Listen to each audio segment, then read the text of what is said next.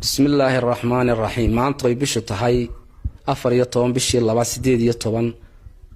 anigoo aqoon-yahan Saleebaan Ibraahim shirkan jaraa'id waxaan kaga hadlayaa arrimaha wadanka ka socda ee ah xatooyada qaranka gaar ahaan gobolka Saaxil waxa ka dhacay 7 sano ee na soo dhaafay boob baahsan oo ay sameeyeen xukuumadii Usiilaanya oo madaxweyne ka ahaa ragga boobay berbera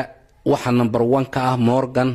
7 sano ayuu gobolka Saaxil hantidiisii boobayay iyadoo dadka gobolka Saaxilna ay gaajeysnaayeen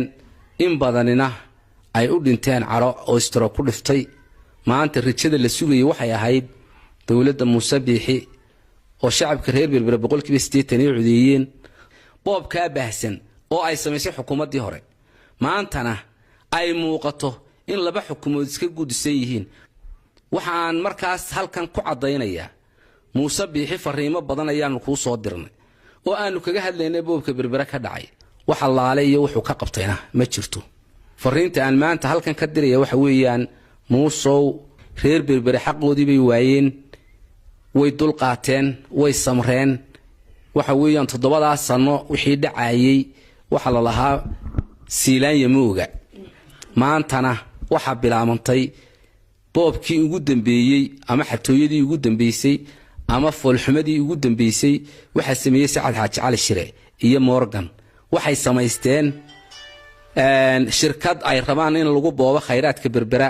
shacabka reer berbera hadaba aqbali maayo markii aan tashi fara badan la sameeyay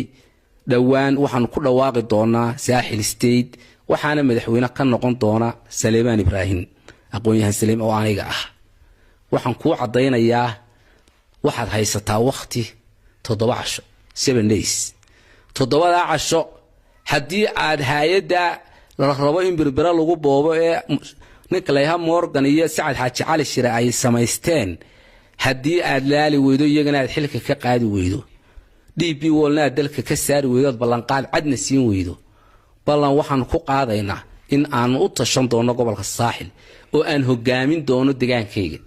nin walibana uu deegaankiisa ku noqon doono oo Morganna uu tagi doono war Ibraan adiguna wax halkaad ka talin doontaa aad og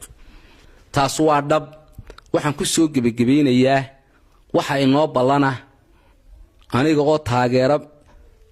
mug iyo miisaan la ka haysta shacabka reer Saaxil talooyin badan la yeeshay in hadii arinta aad waxba ka qaban weydo aan fulin doono aniguna go'aankaas oo aan soo dhisi waayo dawlad Saaxil State oo aan madaxweyne ka ahay aniga ayaa gacanteeda ku saari doona